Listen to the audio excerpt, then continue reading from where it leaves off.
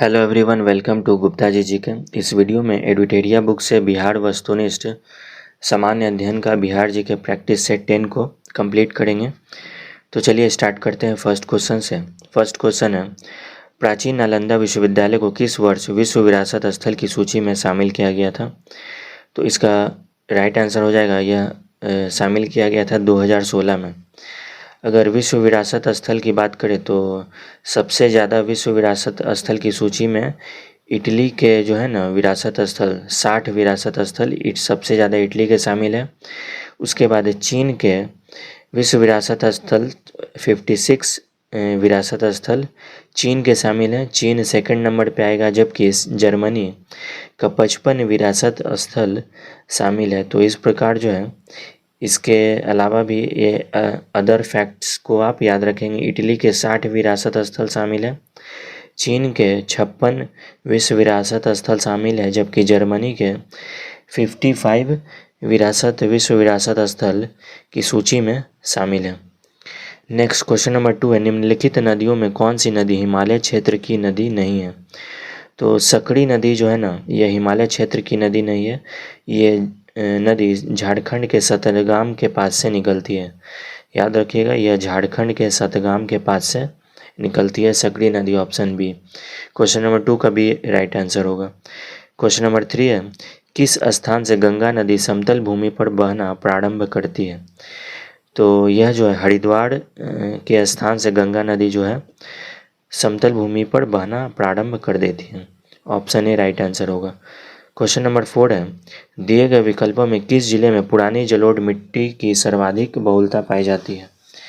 तो यह जो है गया जिले में पुरानी जलोढ़ मिट्टी की सर्वाधिक बहुलता पाई जाती है। गया, ऑप्शन बी राइट आंसर होगा। नेक्स्ट है क्वेश्चन नंबर 5, बिहार की जलवायु के अंतर्गत कौन सी ऋतुएं प्रचलित है? तो यह प्रचलित ऋतुएं हैं शीत ऋतु, ग्रीष्म ऋतु और वर्षा ऋतु। इस प्रकार ऑप्शन डी उपयुक्त में से एक से अधिक इसका सही उत्तर होगा। नेक्स्ट क्वेश्चन नंबर 6 है, सतधारा या सतधरवा कुंड कहाँ पर स्थित है? तो यह स्थित है राजगीर में, ऑप्शन बी सही होगा। क्वेश्चन नंबर 7 है, भारत तथा नेपाल सरकार की सहमति से कोसी परियोजना की शुरुआत कब की गई थी? इम्पॉर्टेंट क्वेश्चन है। यह शुरुआत की गई थी 1954 ईस्वी में, ऑप्शन सी इसका राइट आंसर होगा। क्वेश्चन नंबर 8 है, भीम बांध वन्य जीव अभयारण्य कहाँ पर स्थित है? तो यह स्थित है मुंगेर में, मुंगेर। नेक्स्ट है क्वेश्चन नंबर 9, बिहार का सर्वाधिक वन क्षेत्र वाला जिला कौन सा है? तो यह है कैमूर, ऑप्शन बी इसका राइट आंसर हो जाएगा। बिहार का सर्वाधिक वन क्षेत्र वाला जिला है कैमूर। नेक्स्ट क्वेश्चन नंबर 10 है, अबरक का सर्वाधिक उत्पादन होता है गया में। अबरक का सर्वाधिक उत्पादन होता है गया में, ऑप्शन ए राइट आंसर होगा। क्वेश्चन नंबर 11 है, 2011 की जनगणना के अनुसार भारत तथा बिहार का जनसंख्या घनत्व क्रमशः कितना है? तो यह है 382 एवं 1106। 382 एवं 1106 इसका राइट आंसर हो जाएगा, ऑप्शन बी। क्वेश्चन नंबर 12, 2011 की जनगणना के न्यूनतम लिंगानुपात वाला जिला कौन सा है? तो यह है मुंगेर। 2011 की जनगणना के अनुसार न्यूनतम लिंगानुपात वाला जिला है मुंगेर, ऑप्शन सी करेक्ट होगा। नेक्स्ट है क्वेश्चन नंबर 13, बिहार स्थित बरौनी तेल शोधक कारखाना किस देश के सहयोग से स्थापित किया गया था? तो यह स्थापित किया गया था रूस के सहयोग से, रूस के। इसका राइट आंसर हो जाएगा ऑप्शन सी। क्वेश्चन नंबर 14 है, बिहार में विद्युत इंजन कारखाना कहाँ पर लगाया गया है? तो यह लगाया गया है मधेपुरा में, option B. Next question number 15 है, मढ़ौरा स्थित डीजल रेल कारखाना द्वारा निर्मित शक्तिशाली डीजल इंजन गजराज, जिसका नाम है गजराज, कितने हॉर्स पावर का है? तो यह जो है ना 6000 हॉर्स पावर का, ऑप्शन ए राइट आंसर होगा। क्वेश्चन नंबर 16 है, बिहार राज्य पथ परिवहन निगम की स्थापना कब की गई थी? तो यह की गई थी 1959 ईस्वी में, ऑप्शन डी करेक्ट होगा। क्वेश्चन नंबर 17 है, बिहार सरकार द्वारा प्रतिवर्ष स्थापना दिवस कब मनाया जाता है? तो यह मनाया जाता है 22 मार्च को, और यह मनाना प्रारंभ हुआ था 2010 में। 2010 से बिहार सरकार द्वारा प्रतिवर्ष स्थापना दिवस मनाया जाना स्टार्ट हुआ था 22 मार्च। नेक्स्ट है 18 है क्वेश्चन नंबर 18, बिहार विधानसभा में अनुसूचित जनजाति के लिए आरक्षित सीटों की संख्या कितनी है? तो यह है दो आरक्षित सीटों की संख्या है अनुसूचित जनजाति के लिए, ऑप्शन बी इसका करेक्ट आंसर होगा। नेक्स्ट है क्वेश्चन नंबर 19, बिहार संविधान के किस अनुच्छेद के अंतर्गत विधानसभा के सदस्य बनने हेतु 25 वर्ष की न्यूनतम आयु सीमा तय की गई है? तो यह तय की गई है अनुच्छेद 173 के तहत। तो ऑप्शन में 173 नहीं दिया हुआ है, यानी कि ऑप्शन डी हो जाएगा, उपयुक्त में से कोई नहीं। नेक्स्ट क्वेश्चन नंबर 20 है, राज्यपाल की विधायी शक्तियों में शामिल क्या शामिल है? तो यह अध्यादेश जारी करना शामिल है, सत्रावसान करना शामिल है और संयुक्त अधिवेशन को आहूत करना। तो इस प्रकार उपयुक्त में से एक से अधिक इसका राइट आंसर होगा option D. Next question number 21 है, बिहार की पहली महिला मुख्यमंत्री? ऑप्शन बी हो जाएगा Rabri Devi. Next question number 22 है, राज्य स्थित सचिवालय का मुख्य कार्य क्या है? राज्य स्थित सचिवालय का मुख्य कार्य यहाँ बताना है।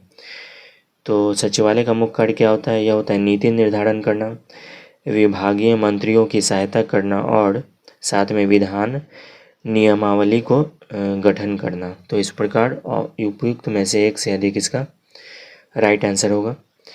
क्वेश्चन नंबर 23 है, पंचायतों में अनुसूचित जाति तथा अनुसूचित जनजातियों के लिए आरक्षण की व्यवस्था किस अनुच्छेद में किया गया है? तो यह अनुच्छेद में किया गया, ऑप्शन डी हो जाएगा इसका राइट आंसर, अनुच्छेद 243 डी। क्वेश्चन नंबर 24 है, राज्य लोक सेवा आयोग के सदस्यों को निम्न में कौन हटा सकता है? तो यह हटा सकता है, यह शक्ति किसके पास है? तो यह शक्ति जो है ना राष्ट्रपति के पास है। राज्य लोक सेवा आयोग के सदस्यों को राष्ट्रपति हटा सकते हैं। नेक्स्ट क्वेश्चन नंबर 25 है, किस वर्ष उर्दू को बिहार की दूसरी राजभाषा घोषित किया गया था? तो यह वर्ष 1984 में उर्दू को बिहार की दूसरी राजभाषा के रूप में घोषित किया गया था। ऑप्शन सी इसका राइट आंसर होगा। नेक्स्ट है क्वेश्चन नंबर 26, बिहार में नमक सत्याग्रह की शुरुआत किस स्थान से हुई थी? तो यह हुई थी चंपारण और सारण से बिहार में नमक सत्याग्रह की शुरुआत की गई थी। नेक्स्ट क्वेश्चन नंबर 27 है, किस क्षेत्र में राहुल सांकृत्यायन 1920 के असहयोग आंदोलन में सक्रिय थे? तो सक्रिय थे अन्नावाड़ी और अम्बाड़ी क्षेत्र से राहुल सांकृत्यायन 1920 के असहयोग आंदोलन में सक्रिय थे। इसका राइट आंसर हो जाएगा ऑप्शन ए, अन्नावाड़ी या अम्बाड़ी। क्वेश्चन नंबर 28 है, बिहार में किस जिले के लोगों ने चौकीदारी कर देना बंद कर दिया था? तो यह बंद कर दिया था सारण, बेतिया और पटना के लोगों ने चौकीदारी कर देना बंद कर दिया था। ऑप्शन बी हो जाएगा, इसका राइट आंसर हो जाएगा ऑप्शन डी, उपयुक्त में से एक से अधिक। क्वेश्चन नंबर 29 है, बिहार में द्वैध शासन प्रारंभ होने के बाद बिहार के गवर्नर कौन बनाए गए थे? तो यह बनाए गए थे सत्येंद्र प्रसाद सिन्हा को बनाया गया था। बिहार में द्वैध शासन प्रारंभ होने के बाद बिहार के गवर्नर बने थे Satyendra Prasad Sinha, option A correct होगा। नेक्स्ट क्वेश्चन नंबर 30 है, 1937 के बिहार विधानसभा चुनाव के फलस्वरूप सरकार गठन के समय बिहार के राज्यपाल कौन बनाए गए थे? तो नाम है MG हैलेट बनाए गए थे, MG Hallett, option B correct होगा। नेक्स्ट क्वेश्चन नंबर 31 है, बिहार में व्यक्तिगत सत्याग्रह के दूसरा सत्याग्रही कौन थे? तो दूसरे सत्याग्रही थे Anugrah Narayan Singh, option B correct होगा।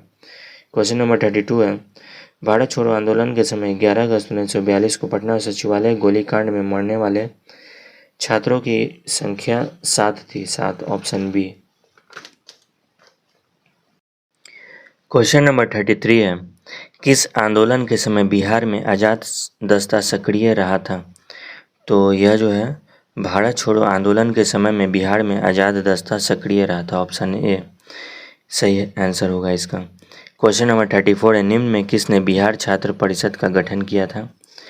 निम्न में किसने बिहार छात्र परिषद का गठन किया था? तो यह गठन किया गया था राजेंद्र प्रसाद के द्वारा, ऑप्शन सी होगा इसका राइट आंसर। क्वेश्चन नंबर 35 है, गौ हत्या रोकने के लिए बिहार में गौरक्षणी सभा की स्थापना कब हुई थी? तो यह हुई थी 1893 ईस्वी में गौ हत्या रोकने के लिए बिहार में गौरक्षणी सभा की स्थापना हुई थी 1893, राइट आंसर हो जाएगा ऑप्शन सी। क्वेश्चन नंबर 36 है, बिहार में नोनिया विद्रोह कब हुआ था?